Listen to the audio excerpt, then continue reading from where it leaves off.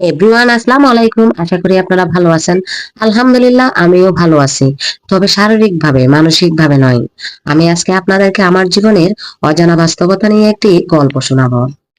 Let's go. Actually আমাদের পরিবার ছিল যৌথ পরিবার। মা বাবা, ভাই বোন, ভাইয়ের বউ সবাই মিলে একসাথে দিন ভালোই কাটছিল। কিন্তু হঠাৎ করে একদিন আমার বড় ভাই মারা যায় স্ট্রোক করে। রেখে যায় বউ আর 8 মাসের বাচ্চা মেয়ে। ভাই মারা যাওয়ার 7 দিন পর ভাবি বাপের বাড়িতে চলে যায় বাচ্চাকে সাথে নিয়ে। আবার 1 মাস পর ভাবি আমাদের বাড়ি এসে মেয়েকে দিয়ে যায়। তখন আমরা বাচ্চা মেয়েকে কোনো মতেই শান্ত রাখতে পারছিলাম না। বাধ্য হয়ে আবার আমার বাবা বাচ্চাকে নিয়ে ভাবিদের বাড়ি চলে যায়। কিন্তু দুঃখের বিষয় হলো, ভাবি 1 মিনিটের জন্য দেখাও করে নাই। বাবা বলেছিল বাচ্চাটা অনেক কান্না করছিল। তারপরও মায়ের মনটা যেন নরম হয়নি। পরে জানতে পারি ভাবিকে নাকি বিয়ে দিয়ে ফেলেছে অন্য জায়গায়। তখন বুঝতে পারলাম বাচ্চার প্রতি মায়ের কঠিন হওয়ার কারণ। ভিউয়ার্স, তখন থেকে শুরু হয় আমার আর আমার মায়ের জার্নি।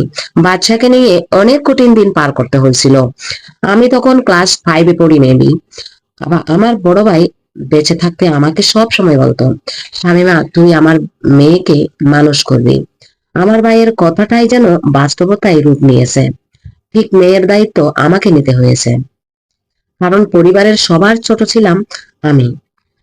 আমার বাবা মা, বাচ্চা মেয়ে, আমি সবসময় ঘরে থাকতাম। আমার 2 ভাই শহরে এবং বড় বোনদের বিয়ে হয়ে গেছিল।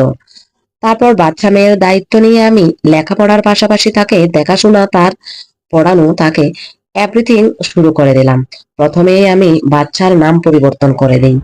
এদিকে বাচ্চার নাম মায়ের রেখেছিল রাশেদা বেগম, আমার বাবা রেখেছিল হামিদা বেগম। আমার ভাই অর্থাৎ বাচ্চার বাবা রেখেছিল জান্নাত। আমি সব বাদ দিয়ে নাম রেখেছি সানজিদা করিম ঝর্ণা। কারণ আমার ভাইয়ের একটাই মেয়ে ছিল, তাই ভাইয়ের নামের সাথে মিলিয়ে নাম রেখেছিলাম।